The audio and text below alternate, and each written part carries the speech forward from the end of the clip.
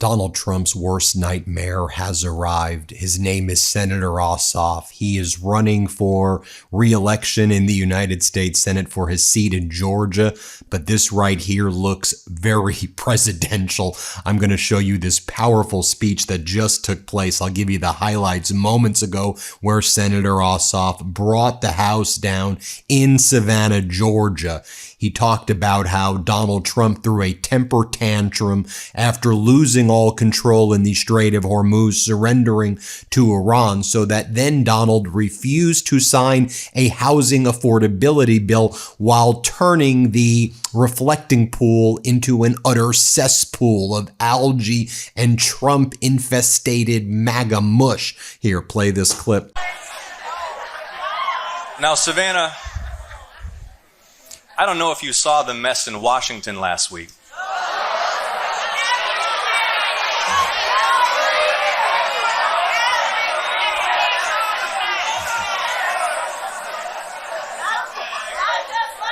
The president was so humiliated in Hormuz. He threw his toys out the stroller and refused to sign the affordable housing bill. Did you see that?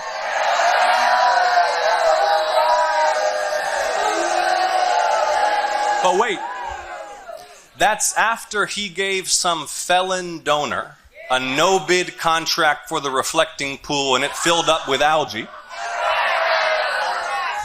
which for some reason required the deployment of the National Guard. And then because of his war and his tariffs, inflation rose to over 4%. He promised to bring down prices on day one. Do you remember that? Y'all know what today is? Today is day 524, and groceries, rent, and health care are at their all-time highs in American history.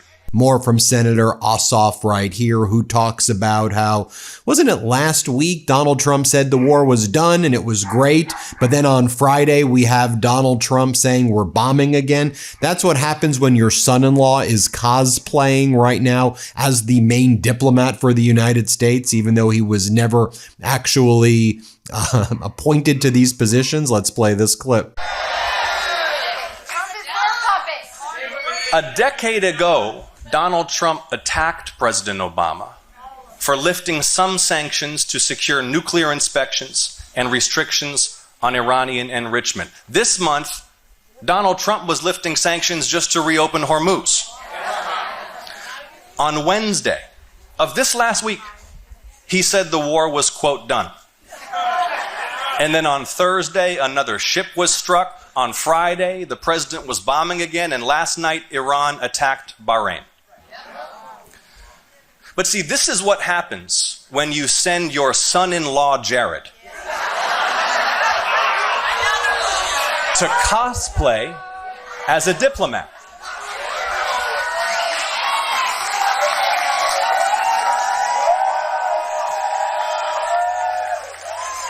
See, despite zero qualifications, Prince Jared was tapped to lead Middle East diplomacy. Now remember, Jared's slush fund, Affinity Partners, already got $2 billion from the Saudi Crown Prince. Did you know that? And even now, while negotiating for the United States over Iran and Gaza, he's actively asking Arab princes for billions more. Not for the United States, for his own business. Then Senator Ossoff talks about how we were promised tax cuts for the rich would bring us all a bunch of wealth to the working class, but what a lie that was. Here, play this clip. American politics is coin operated. Money goes in, favors come out. Spectacular wealth buys an ever greater share of power over our national affairs, while the mere citizen is treated with contempt. Cynicism sets in amidst a politics of broken promises, unmoored from fixed moral principles and incapable of inspiration or great national achievement. We were promised tax cuts for the rich would bring wealth to the working class. We were promised Iraq had weapons of mass destruction and our forces would be greeted as liberators. We were promised fairness only to see banks bailed out while millions lost homes. Do you remember? We're promised hard work earns wealth and advancement. But for too many, the treadmill gets faster and steeper. Georgians work harder and harder, but the bills get higher and higher. A 60-hour work week still needs SNAP.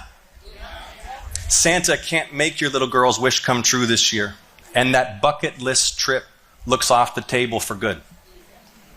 And meanwhile, the corporate disrespect is suffocating.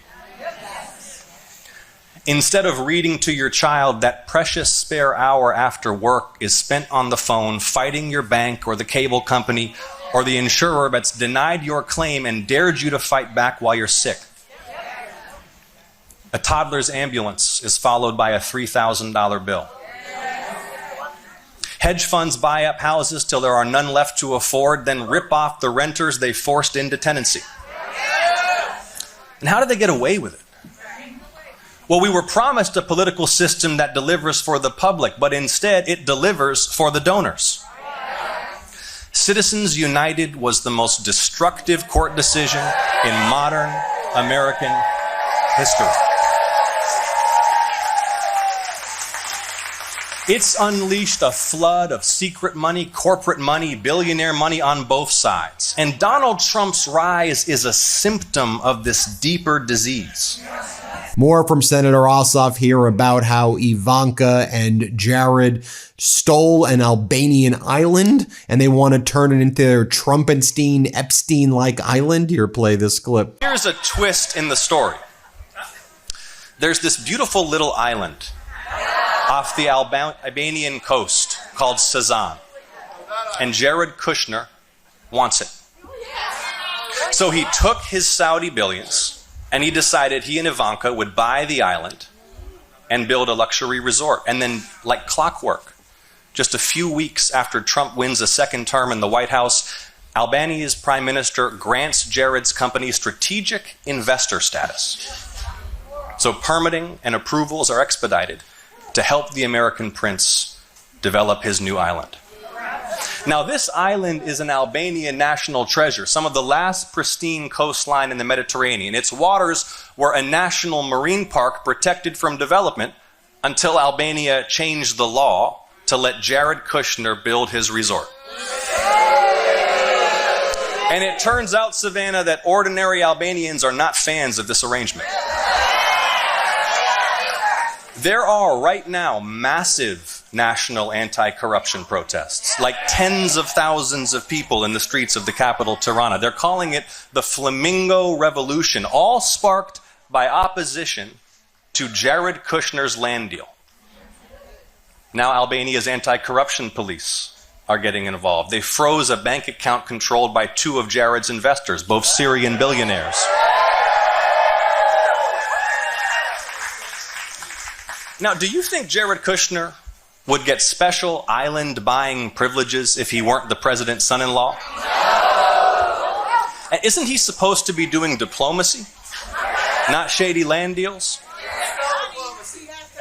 And it's not just Jared. Listen to this. The son of the other Middle East envoy is raising billions from the Emirates for the president's crypto business while the president grants the Emirates the rights to our most sensitive technology. Your tax dollars are backing a Trump family tungsten mine in Kazakhstan. They are literally the elites they pretend to hate. The same folks who tried so hard to cover up the Epstein files. And listen, here's the bottom line. If you're involved in any of this, next year, you'll be raising your right hand and swearing to tell the truth, the whole truth, and nothing but the truth, so help you God, in front of the United States Congress.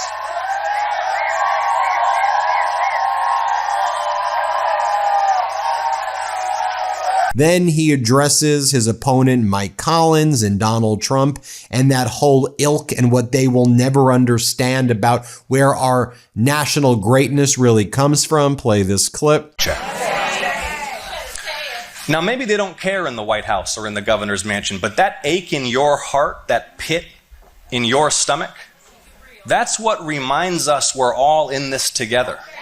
That we're not just one United States, we're one united people. E pluribus unum, out of many, one.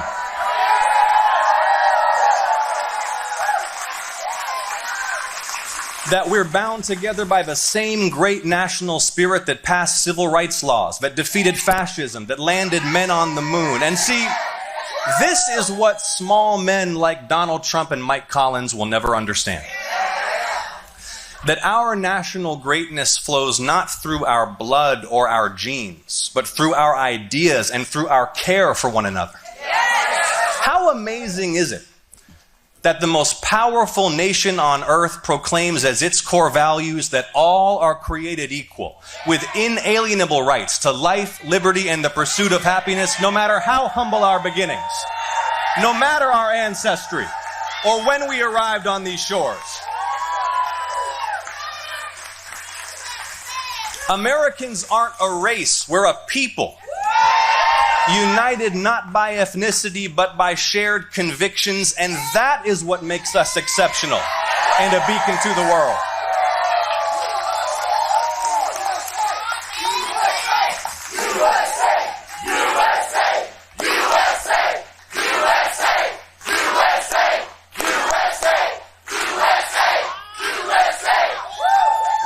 Ossoff then talks about this degenerate political staffer named Brandon Phillips, who's now working for Mike Collins, who was even too corrupt to work within the White House for a period of time. Let's play this clip. And it reminds me of my opponent, Congressman Mike Collins. Listen to this. A few years back, this degenerate political staffer named Brandon Phillips had been convicted of multiple crimes in Bibb County for some brutal violence. A few months later, he was arrested again for an armed altercation, and then again a few years later for animal cruelty. This kid was such a mess that he had to resign from the Trump campaign.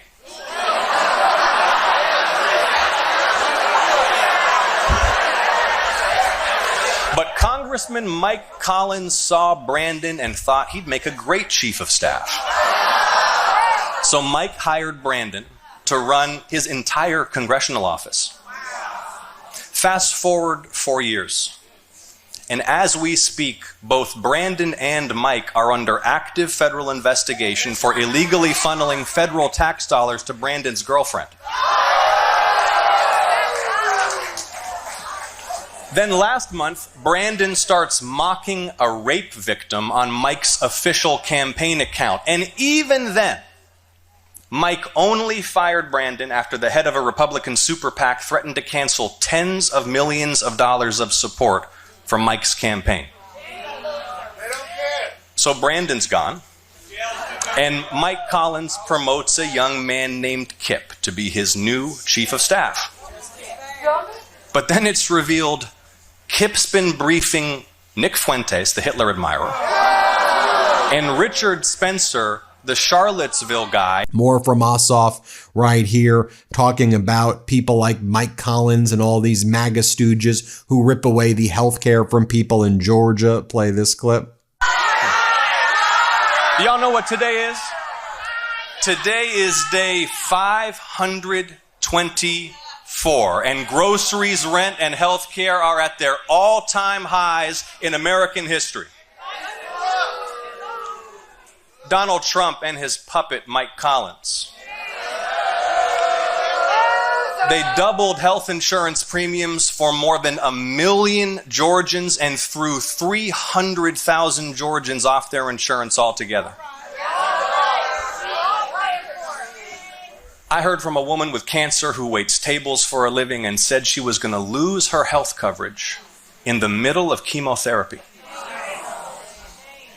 And they did this to pay for a tax cut that went overwhelmingly to the rich and to corporate America. Did you know that, Savannah? Savannah, I never want to hear these two pretend they give a damn about working people again.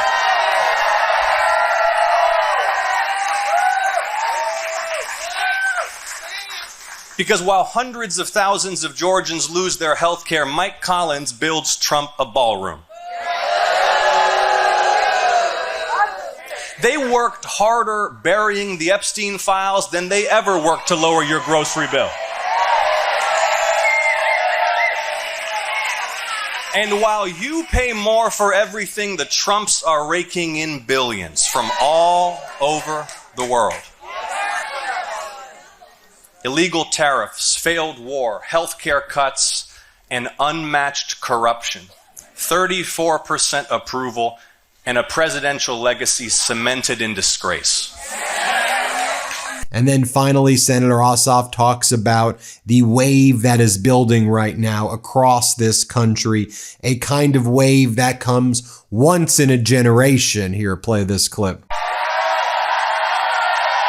You did that, Savannah.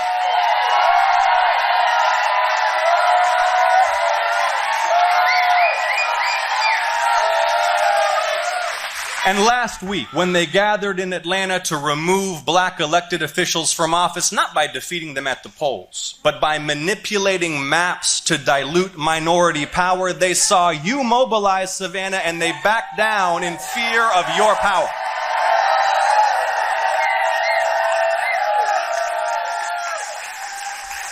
Savannah, a wave is building.